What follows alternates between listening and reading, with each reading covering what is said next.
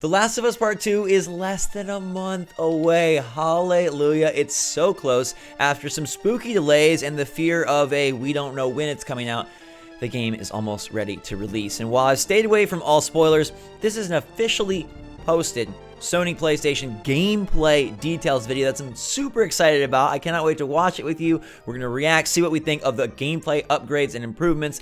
They've added a dedicated jump button, among other things. So let me know in the comments down below which of these gameplay improvements you are most hyped for.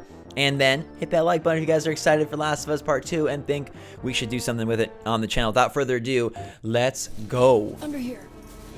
What the gameplay needs to do is immerse you in the world. Yes.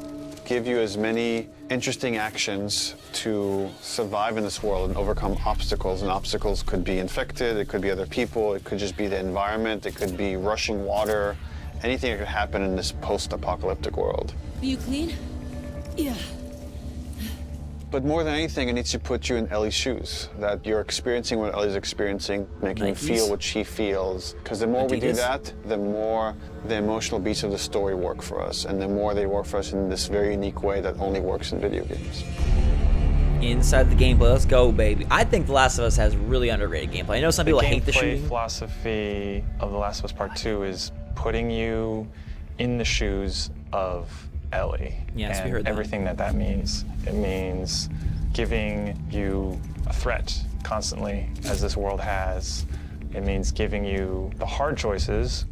Because this game takes place in such a hostile universe and our characters are pushed to do really difficult things, we want to put you in alignment with those choices. We want you to understand how hard certain decisions were for these characters, because they're hard for you. I gotta just pause real quick and say it is so visceral. Like, we know that Ellie's playing for keeps, but holy cow, like, I'm gonna go back and play some of The Last of Us Remastered just to like re-immerse myself and get ready. But like, there's no way it was this intense, right? There's no way that it was this violent. I would say the overarching philosophy of how we approached designing the game mechanically is how can we take things to the next level. Next level. Click, Everything boom. kind of comes out of the story. And how do we do it through systems? Honestly, like, it's weird to say, but like that almost looks like an Uncharted scene. You wouldn't expect that of Last of Us, but anyway, I love the instant prone. So one is you have to feel the pressure of survival. Survive by the skin of my teeth. How do I use all the scrap around me? Any kind of bullet, any kind of rag, any kind of bottle of alcohol. How do we give you that sense of being a survivor in this world? I really appreciate like how overgrown everything is. Like, even within this building or whatever this is, there's like so much lush grass on the ground and it's all like animated, which is very nice. Ooh, baby. Big Papa coming in. Ellie is very small compared to Joel and more nimble. How do we make you feel like you're not the strongest person in the room, but you still should be able to rise to the challenge and survive? I'm interested how many of these more scripted encounters there are. And we've seen a bunch of them in the trailers. And I'm talking about not like a boss battle, but I'm talking about like this. Like, this guy comes in and it's like, I assume this is like a specific scene of like a heavy coming in. But maybe not. Maybe it's just their AI is that advanced that they can engage with Ellie in these up-close animations. That would be insane, right? If everyone could do that? It's got to be like a more scripted special enemy, I think. You know, a fight with a bunch of people that are all bigger than you. He does have a giant axe. So therefore it meant that was. creating a character and systems and mechanics that allow you to be much more nimble. And that's where we added a jump button. Deal. In the first game we had a clamber button, but not really jumping. And here Ellie can jump. The combat scenarios are much more vertical where Ellie can I love vertical levels. Oh, I love vertical levels. I was just retreading my journeys through BioShock and how Infinite was so vertical. But it also reminds me of the evolution of Zelda. Legend of Zelda, your dude can always hop and clamber, but he gained a true jump in Breath of the Wild, and it was kind of like, what? But it really worked out well. I know, completely different genres, totally different consoles, but I hope it works well here. Can use elevation to her advantage. This also makes me so excited for the inevitable factions huge multiplayer. One. Prone, obviously, it means to lay flat on the ground. Something so simple, again, something that in real life you'd be able to do. I don't know if I can crawl that effectively when I'm laying down. Try it right now. Get on the floor, lay down, and see if you can move as quick as Ellie. She's basically a snake in the grass. Letting the player have access to all their weapons, all the items, crafting, everything, while in that position. Because I can lay on the ground and fire effectively. Ellie is she's a monster, dude. And it just creates so many more emergent things in gameplay. Now that we have this other state that the player could be in, which are very low to the ground, how else can we use this other than just hiding in vegetation? We're like, well, there's a lot of man-made things or different structures that have collapsed that allow just enough space for you to crawl under, which means that now, as enemies are looking for you, you can crawl under things and hide, and it's just one more way to assess your environment and use it to Ellie's advantage. Now, because you can hide under things, we made them smarter and gave them the ability to look under things. So there's gonna be so many tense moments where you're like, okay, got a little bit of health left. I got one bullet and I'm waiting. I'm hiding. I don't know if they know I'm here. They're coming close. Are they just going to walk past? Are they going to look down and you're going to have to get that freaking trigger finger ready to make your move? And not too soon, not too late. Oh, those are going to be just adrenaline rushing moments. While you might hide somewhere and be safe for a while, eventually they're going to start looking under stuff. And if you're hiding under a truck and they spot you, they're going to yank you out and then try to kill you. Okay. See, now I mean, look, that it must not be special scripted enemies. It must be that almost all the AI has this much at their disposal, which is crazy. Like, I don't think this is a special dude. He's talking about guys coming and reaching under. So there must be very few like drone basic, like dumb enemies. Everybody seems to have, I mean, they all got names. We know that, but they also all must have wide routines that they can go through, which is impressive. Ah.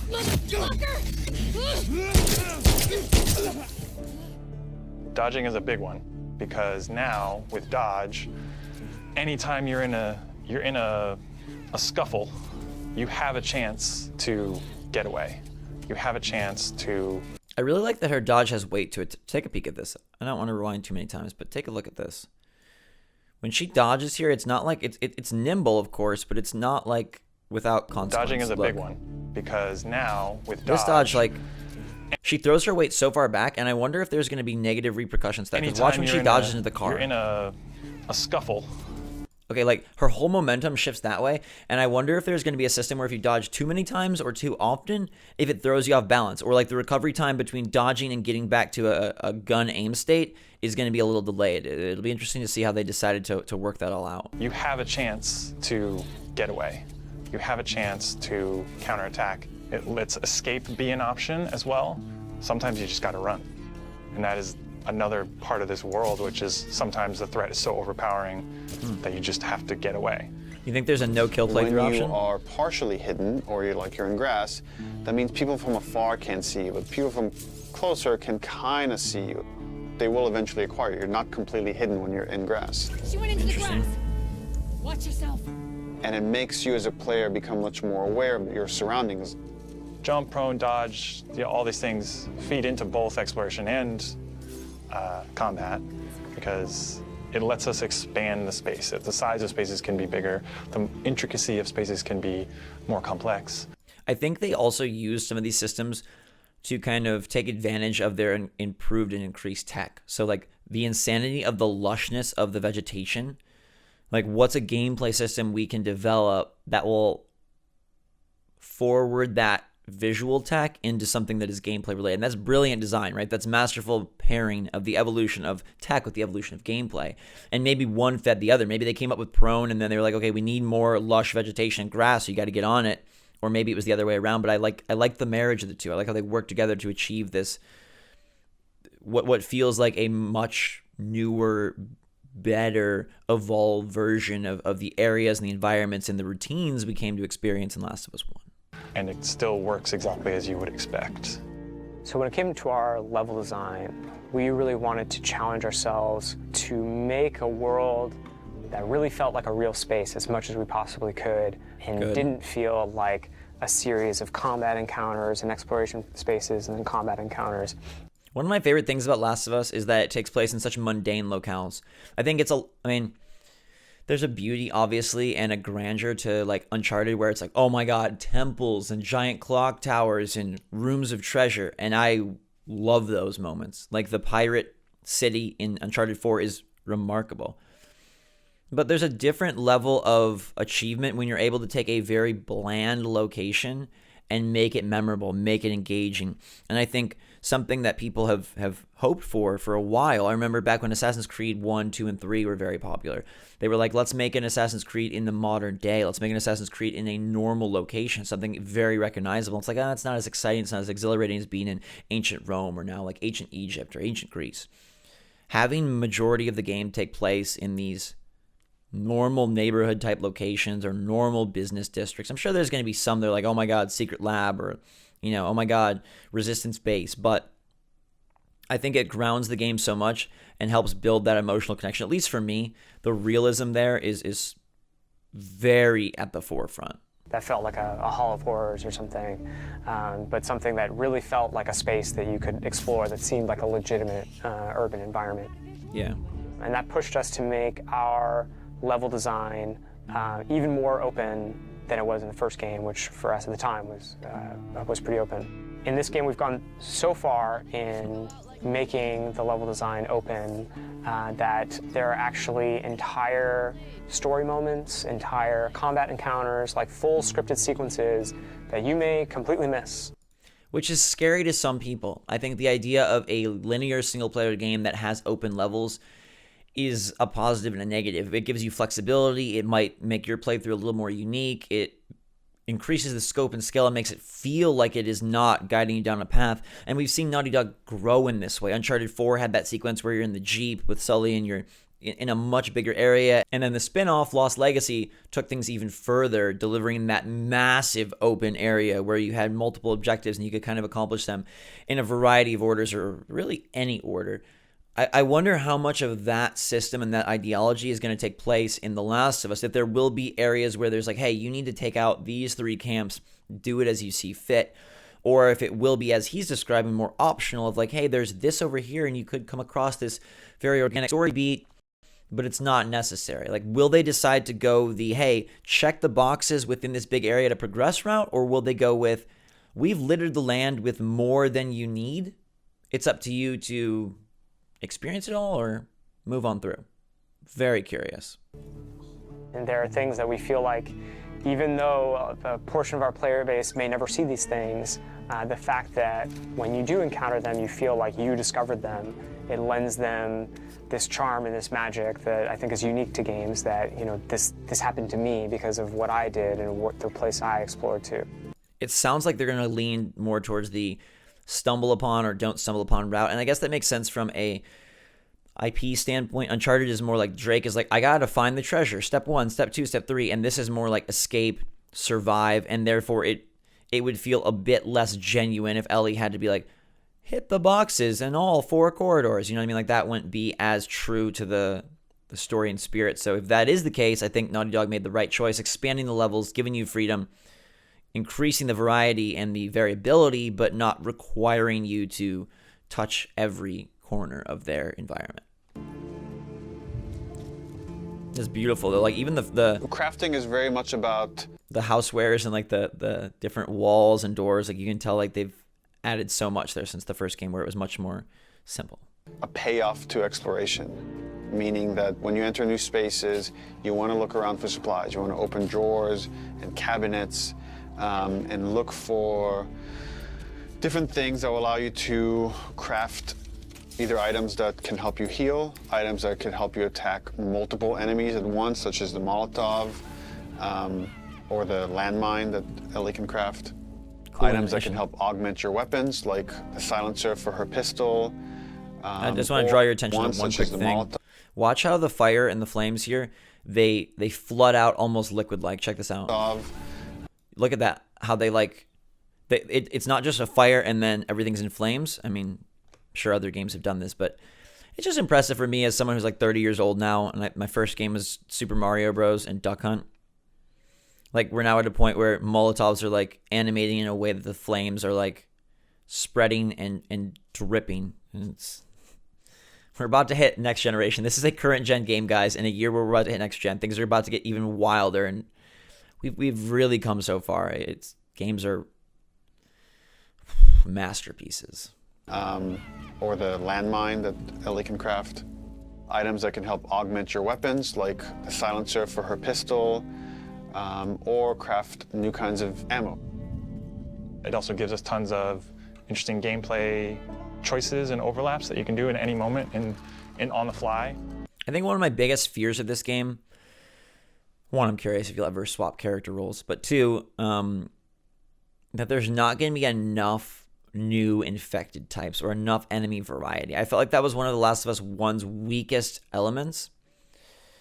And yet I wonder if Naughty Dog thinks that it makes sense for a more realistic world that there wouldn't be like 20 varieties of enemies. In which case we might see just like a few new ones. I really hope that they have... I know they've increased the AI, I know they've increased the routines and the sophistication, but I hope there's like a lot of... At least, if they can't do a whole lot of variety, at least a lot of different behaviors, but preferably a lot of cool infected. We try to be a game that wants you to make a lot of different decisions in combat as possible. And the way that we've expanded the recipe roster and all of the recipes and how they interact with each other is carefully chosen for the different ingredients and making sure that you always have these interesting decisions to make. Good shot. Much stronger emphasis on the importance of the choices you make in the long term for your character. Really?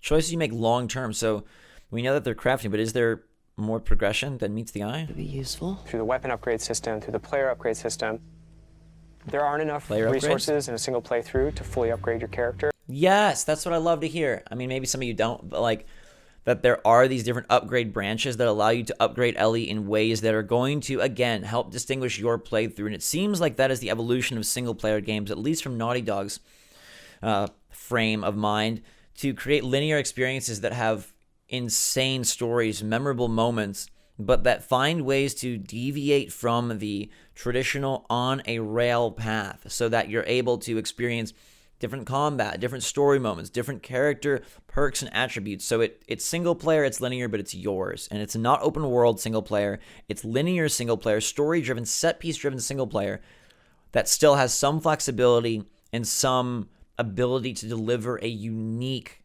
playthrough that isn't just binary of like good, evil, or shotgun pistol. I love that.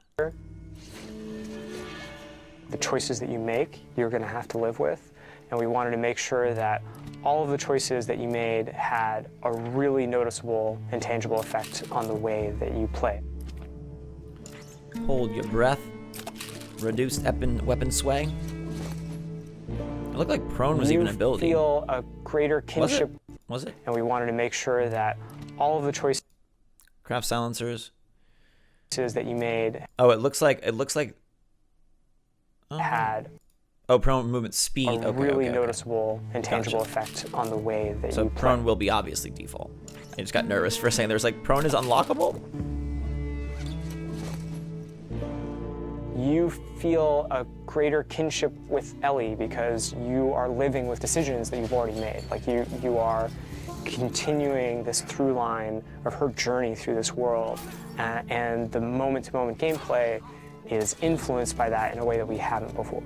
Don't worry, like that's not QuickTime. That's just, I mean, I guess it technically is, but it's a tutorial. That's why those button prompts are there. The realization that your choices have these long-term consequences is very much like the nature of the narrative of the game. And I'm happy that the mechanics are supporting that. Almost there, baby. Less than a month. I'm so excited. The game looks so good. I, for one, think it's going to be phenomenal. I know some people seem to be, like, dipping down, like maybe it's going to be a huge letdown. I don't think Naughty Dog will do that. I feel like since Uncharted 1, they've delivered knockout experience after knockout experience. And I'm expecting to be floored by this one. Quite literally, as we prone our way through some precarious situations and intense, visceral combat encounters. Cannot wait for Ellie and co. to arrive on June 19th. Let me know what you guys think in the comments down below. What's your favorite gameplay upgrade? For me, it's a close race between prone and the expanded character upgrades, but I think prone wins it because, like, those moves where you're like run, dive, get on your back, bow and arrow, like that is going to be some sexy highlight reel worthy moments, and I can't wait to try and put them together. Probably make it look way less pretty than the designers themselves, but we'll go for it, and I hope you guys go for a great rest of your day. Thanks so much for watching, everybody. Stay safe and stay healthy out there. Let me know your take. Hit that like button if you're excited for Last of Us 2. Until next time, I love you a lot. Thank you again. Drink some hot chocolate, and we'll see you all later.